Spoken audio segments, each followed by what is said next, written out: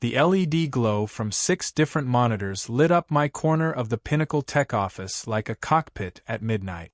I was deep in the code, refactoring the final integration layer for a system that would change how cloud infrastructure balanced high-volume data. My fingers moved on instinct. I'd written this entire framework nearly from scratch over the last 18 months. Now it was finally ready. Outside the glass windows of the downtown San Francisco skyscraper, the fog curled against the skyline like smoke from a slow fire. Inside, the mood was the same, quiet and tense. The $600 million acquisition deal with Apex Innovations was hours from closing, and everyone knew it. I hadn't slept properly in 4 days. My workstation was cluttered with empty coffee cups, energy bar wrappers, and a notebook full of sketches only I could understand. This deal wasn't just big, it was defining. And if it went through, the entire backbone of the system Apex was buying would be the one I built. I leaned back in my chair, flexed my wrists, and let out a breath. The final commit was done. The test cases passed. This was it. That's when the door opened. Victor Langston, the CEO of Pinnacle, strode in with that permanent smirk on his face. He was followed by 2 people from HR, one I barely knew and one who refused to meet my eyes. I straightened up, confused. "Alex," Victor said coolly, "can we talk for a minute?" I stood, heartbeat already stuttering in my chest. They didn't even sit down. "I'll be blunt," Victor said, smoothing his designer tie. "Effective immediately, your services are no longer required. Security will escort you out." My ears rang. I blinked. "What?" He shrugged. "You've done good work, but the board and I agree we need to streamline before the merger." I laughed. Not because it was funny, but because I couldn't believe the words. "You're firing me? The night before the biggest deal in company history? I built the platform they're buying." He didn't flinch. "And now it's theirs. You signed over all rights as a company employee. No explanation? No severance package? Nothing?" I asked, my voice tightening. He turned to the HR rep beside him. "You'll be compensated with a standard exit agreement. Check your email." That's when it hit me. He wasn't doing this because I wasn't valuable. He was doing this because I was too valuable. Too close to the core of the system. Too dangerous. And I had no leverage, or so he thought. I didn't say a word as I packed my things into a small cardboard box. The engineers nearby avoided eye contact. The junior dev I'd mentored stared at his keyboard like it might save him. Security arrived with polite awkwardness. The walk through the open-plan office felt like a funeral procession. When I got to the elevators, Victor offered a final word. "Sometimes, Alex," he said, "it's not about who builds it. It's about who owns it." The doors closed between us. Back at my apartment, I sat in silence. My hands trembled around a chipped mug filled with cold coffee. On my laptop screen, emails from colleagues trickled in, some shocked, some vague. No one dared to say too much. Pinnacle was airtight when it came to NDAs. I stared at the commit history one more time. Line after line of my logic, my structure, my innovation, now handed to people who thought of me as a disposable resource. Anger was a slow burn. The betrayal stung more than I expected. I'd given them more than my time. I'd given them my mind. My code was my signature, my fingerprint. They fired me like I was just another cog in the machine. But they forgot one thing. Dan Russo, my old mentor, the man who once told me, "Never let them own your brilliance." Suddenly, I remembered something. A conversation. A signed form. A file folder Dan made me submit years ago, insisting it was, just in case. I opened a drawer. There it was. The patent filing. My name. No company attached. My code. My invention. And just like that, my sadness shifted. Into focus. Into clarity. Into strategy. Victor Langston had just fired the one man who held the key to their entire deal. And he was going to regret it. The city buzzed below my apartment window, but I couldn't hear it. All I could hear was Dan Russo's voice from 5 years ago, ringing like a warning siren that had finally made sense. They'll praise you today and replace you tomorrow. So file this now, before your genius becomes theirs. Back then, I didn't believe him. Dan had always been a bit dramatic, a warhorse from the early startup days with a limp from a bike accident and a disdain for anything corporate. He was Pinnacle's original CTO, a rebel with messy hair and a brain wired differently. The board had called him difficult. I called him the only one who ever really saw me. It was my second year at Pinnacle. I was just 26 and still working 14-hour days, trying to prove I deserved my spot. One evening, long after everyone else left, Dan walked into my cubicle with a manila envelope in hand. "You still working on the load optimizer?" he asked. "Yeah," I said, not looking up. "Just got the dynamic balancing to stop crashing when we scale past 400 nodes." He whistled. "That's not just impressive, it's IP." I shrugged. "It's part of the system. It'll get buried under the company umbrella." He shook his head. "No. Not this. This is yours. And trust me, they won't give you credit when it counts." He dropped the envelope on my desk. "Patent filing," he said. "Put your name on it. Solo. File it quietly. You built it, Alex. They didn't. Not me. Not Victor. You." I hesitated. "Isn't that against policy?" Dan smiled like a man who'd broken more rules than I'd ever read. "Policies are for people who plan to die middle management." Back in the present, I slid the old folder onto my desk and pulled out the contents. Scanned code snippets, diagrams, my signature. Patent application confirmation. And at the top, dynamic multi-node load optimization for distributed cloud systems. Inventor, Alexander Grant. I couldn't believe it. I had completely forgotten we even submitted it. The filing wasn't in Pinnacle's name. It was mine. Dan had walked me through submitting it as an independent inventor, just in case. And now that case was here. I opened the official USPTO website, my fingers hovering. I searched the patent ID. There it was, published, approved, and live. The system Victor had just sold to Apex Innovations for $600 million? It was built on my code, and they had no legal right to it. My phone buzzed. Unknown number. San Francisco area code. I didn't answer. But the voicemail that followed? I played it 3 times. "Alex, it's Mason Caldwell. We may have overlooked something. Let's talk. We want to make this right. No lawyers, just a conversation. Call me back." Mason was the current CTO. He took Dan's position after Dan was restructured out. He was slicker, glossier, spoke in acronyms and investor buzzword. But he didn't know the system like I did. I didn't call him back. Instead, I called Dan. He answered on the 3rd ring. "Took him long enough," he said, like we'd just paused a conversation 5 years ago. "They fired me, Dan," I said, the lump in my throat suddenly real. "Right before the merger." "Of course they did," he said. "You're a liability when you hold the cards. They thought you were just a coder. But you're holding the spine of their empire." I nodded, pacing the hardwood floors. "They think they own it. But they don't. That patent, it's mine." Dan laughed. "Good. Now let's make sure they know it." He gave me the name of an IP lawyer in Palo Alto, Clara Denton. Former tech founder. Now a barracuda in high heels who specialized in high-stakes patent dispute. Within an hour, Clara and I were on a Zoom call. "Let me get this straight," she said, scrolling through the documents I'd sent.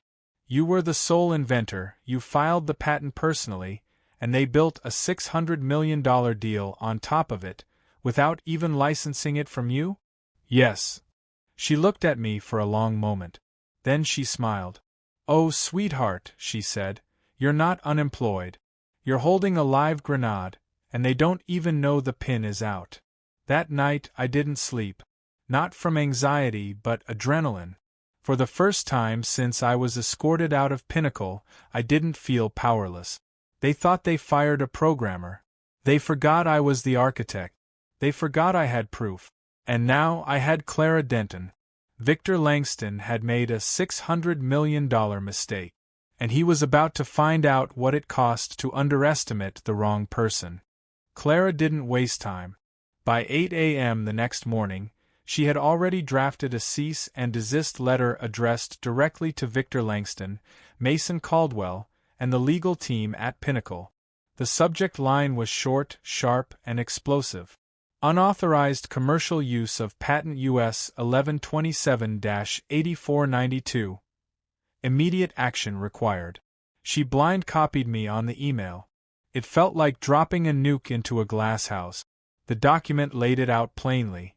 They had built their cloud infrastructure on my proprietary invention, filed and approved 5 years ago, outside of Pinnacle's umbrella.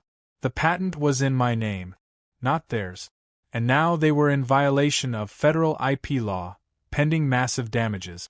Clara demanded an immediate halt to the Apex merger negotiations and a formal licensing agreement, or else we'd proceed with an injunction and lawsuit. Less than an hour later, Clara's inbox lit up. From Victor Langston. Subject: urgent. Call immediately. He was panicking. Good. Clara insisted on recording every interaction. She scheduled a call for noon. Victor, Mason, 2 lawyers from Pinnacle, and Clara and me. I kept my camera off. Clara told them I was on the line. I listened quietly. Victor opened with forced charm. Clara, I think there's been a misunderstanding. We deeply value Alex's contributions to Pinnacle and... Clara cut him off. It's Ms. Denton. And the only thing you value is the deal that's about to fall apart. We had internal discussions that you used a patented system. The filing predates your entire cloud architecture. You used it, you sold it, and you fired its inventor. Silence. Then Mason jumped in. Look, we understand the optics here, and we're more than willing to find a financial solution that works for everyone. Clara's tone turned to ice. This isn't optics, it's law. You don't get to retroactively buy what you already stole. Victor cleared his throat. We didn't know. We thought Alex filed it through the company. No, you assumed he'd be too naive or too loyal to ever protect himself. Clara smiled into the camera. But he wasn't. And now you're exposed. When the call ended, Clara turned to me. That was fun. I was still trying to process what had happened. They sounded like they were bluffing, I said. They were, she replied. But they also know they're screwed. What happens now? We wait. They'll try to stall, to renegotiate, to talk Apex out of backing out. But it's too late. You're not a liability anymore, Alex. You're leverage. That evening, Clara sent an official notice to Apex Innovations, informing them of the patent ownership issue. Less than 2 hours later, she got a call directly from their legal head. They wanted to speak to me. Not Pinnacle. Me.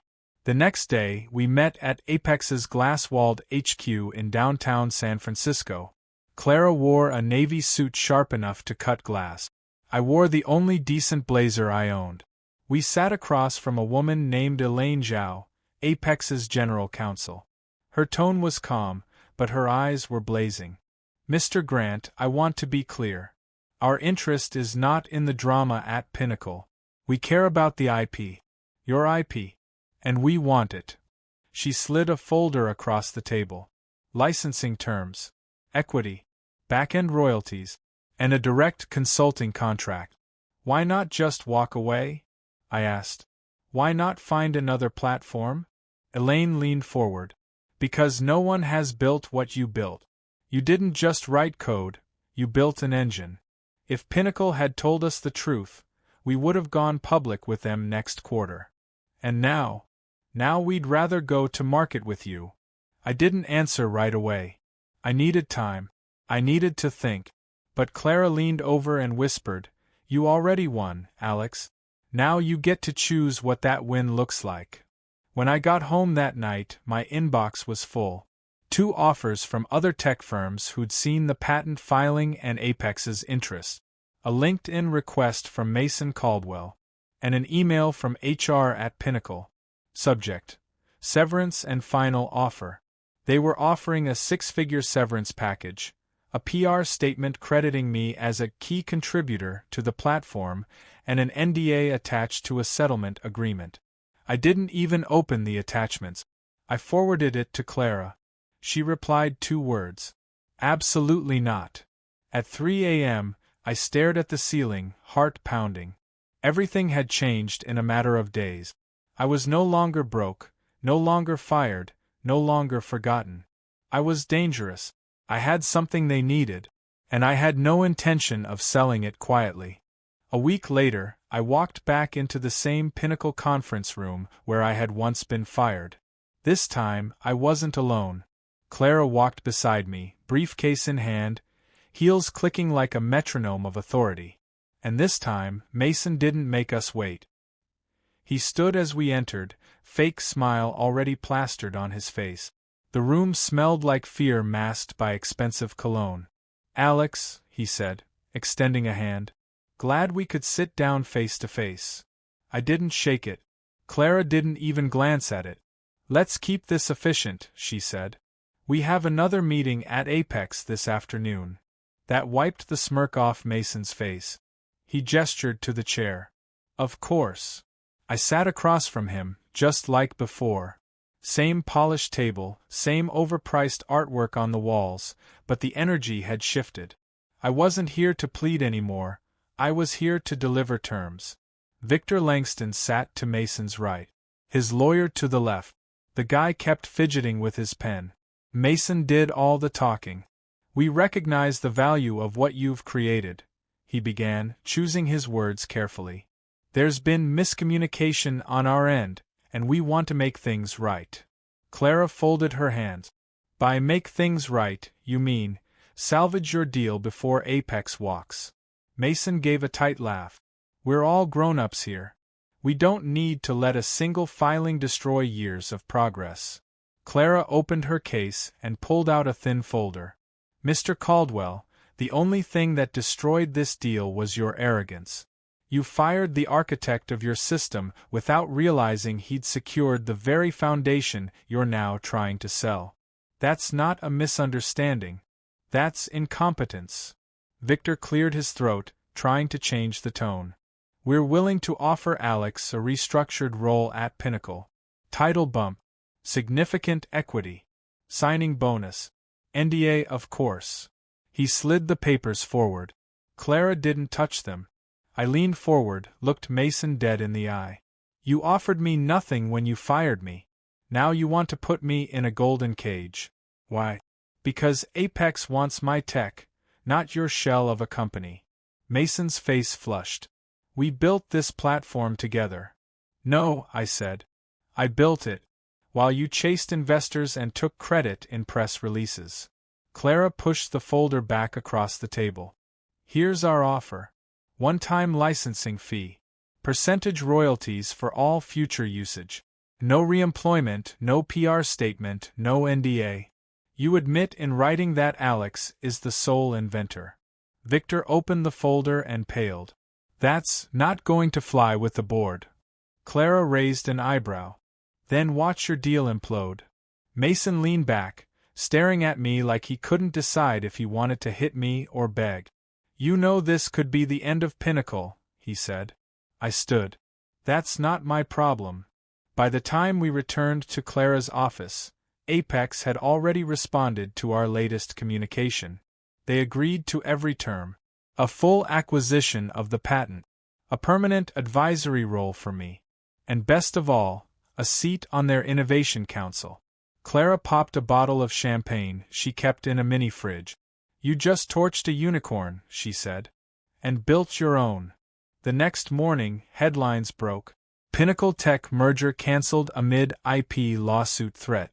Apex shifts deal to solo inventor of core technology. CEO Mason Caldwell under fire after key patent misstep. By noon, Mason had resigned. Victor too. Pinnacle's stock tanked 40% in a single day. Later that evening, I received an email from someone I hadn't heard from in years. Sophie Tran, my former engineering lead. She had stayed quiet when I was fired. Not out of malice, just survival. Her message was short. I saw the news. We all knew it was your code. I'm sorry I didn't speak up. I'm proud of you. I read it twice, then replied. Thank you. I understand. I hope you're doing well. That night, I sat on the balcony of my new apartment overlooking the bay. A far cry from the dingy one-bedroom where I'd spent nights coding through tears and ramen dinners. This was different. This was earned. I opened my laptop, not to apply for jobs, but to start something new. A white screen. A blinking cursor. I wasn't finished. I was just getting started. 2 weeks later, I walked through the sleek glass doors of Apex Innovations, no longer as an outsider, but as their newest chief technology strategist. The title still felt surreal. The security guard at reception stood as I entered. Mr. Hayes, they're waiting for you upstairs. Call me Alex, I said with a smile, stepping into the elevator. I had dreamed of this kind of respect for years. Back when I was working 80-hour weeks and Mason barely remembered my name. Now everyone knew my name. The 17th floor boardroom buzzed with energy. Around the table sat Apex's senior team. Executives, legal counsel, innovation leads. They paused as I entered. All eyes turned to me. Let's get started, said Naomi Chen, Apex's COO. Her tone was efficient, but her eyes held something else, admiration. She nodded toward the documents in front of her. These agreements finalize the full acquisition of patent #883DX, the load optimization framework. You, Alex Hayes, are listed as the sole inventor. The integration will begin immediately across our core systems. A murmur of approval passed around the table. Naomi continued, and as part of the agreement, Alex will head up a new department, Advanced Systems Architecture, reporting directly to me and the CEO. I tried not to smile too wide. I could feel the weight of it. Not just the responsibility, but the recognition. Not a token hire. Not a backroom coder. This time I was leading. After the meeting, I found myself in the break room, pouring coffee. Naomi stepped in behind me. Long way from being fired, huh? She said with a grin. Feels like another life, I said. You earned this, Alex. We didn't just buy your patent. We bought into you. I nodded. Thank you for seeing it. She sipped her espresso and tilted her head. Pinnacle reached out to us again yesterday. Offered a licensing deal through a shell company. I laughed. Still trying to get back in. Desperate, she said. And irrelevant. You crushed them. The next few days were a blur of planning sessions, architecture reviews, and tech design marathons. I reconnected with some of the engineers I'd mentored back at Pinnacle, people like Luis Romero, Amira Patel, and Sam Quinn, people who'd been pushed aside by Mason's ego and who now wanted in on something real. One by one, I brought them into the fold. Not out of loyalty alone, but because they were brilliant. We started building from scratch. Not just better software, but a better culture. No more 2 a.m. emergency patches. No more glory-hogging executive. It was a revolution, and it had a name, Hayes Systems Lab. By the end of the first month, Apex's internal systems were already 20% more efficient. My inbox overflowed with media inquiries, podcast invites, and interview requests. Everyone wanted to know how the guy who got fired ended up holding the keys to a $600 million deal. I turned them all down. I wasn't chasing attention. I was building. One afternoon, I got a LinkedIn message from Victor Langston. Alex, I know we didn't part ways on the best of terms. Just wanted to say, you were right. Mason cost us everything. Hope you're doing well. I stared at the message, unsure how to respond. After a long pause, I typed 2 words. I am. Then I hit delete. Didn't send it. Didn't need to. Some silences say everything. The next day, I received a small package at my Apex office. No return address. Inside was a copy of Wired magazine with the cover story. The Silent Architect. How one fired engineer crippled a giant and rebuilt the future. My photo wasn't on the cover, but my name was. I folded the magazine shut and placed it on the shelf behind my desk. Not as a trophy, but as a reminder. Because this wasn't about revenge anymore. It was about what comes next. It was a rainy Tuesday morning when the final domino fell. I was standing by the window in my office, sipping fresh coffee and reviewing our next deployment strategy, when Naomi walked in with a smirk. "They just filed for bankruptcy," she said simply. I didn't need to ask who they were. Pinnacle Tech. The company that once owned me, that built an empire off my work, that tried to erase me, it was officially finished. Mason Caldwell had resigned 3 days earlier. A leaked email confirmed the board had forced him out after Apex's acquisition of my patent decimated their valuation. Shareholders fled like rats from a sinking ship. Investors sued. Deals vanished. It was over. I didn't cheer. Didn't gloat. I just closed the document I was working on and leaned back in my chair. So many years of chasing validation, recognition, purpose. And now, peace. Not the loud, triumphant kind. The quiet kind. That afternoon, I visited my old neighborhood in Oakland. The library I used to haunt still stood. Same brick walls. Same cracked sidewalk out front. I stepped inside and found the computer lab, half upgraded, half frozen in time. One of the librarians recognized me. "Are you?" I nodded, smiling. "You used to come in every day after school," she said. "We always wondered what happened to you." I didn't tell her everything. Just enough. "I figured it out," I said. "Eventually." She smiled and said something I'll never forget. "Good. But don't forget where you started." That night, I sat at my kitchen table with Mom. Her health had improved, thanks to finally being able to afford proper care. Her eyes sparkled again, the way they used to when she read bedtime stories to me with a flashlight under the covers. "I heard from Pastor Mike," she said while eating soup. "He saw your name in a magazine." I laughed. "Probably the one that said I dismantled a $600 million company." She looked over her glasses. "You always did like pulling things apart to see how they worked." "Yeah," I said softly. "But this time, I got to rebuild something better."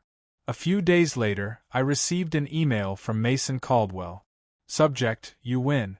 Alex, I'm not proud of how I handled things. I let ego, pressure, and fear get in the way. I should have treated you with the respect you earned.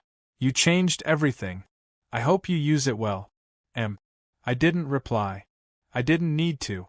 Some people only find their humility at the bottom. At Apex, we launched Project Foundation, a mentorship program for young coders from low-income neighborhoods. Kids like I used to be. We gave them equipment, training, real internships, not just lip service.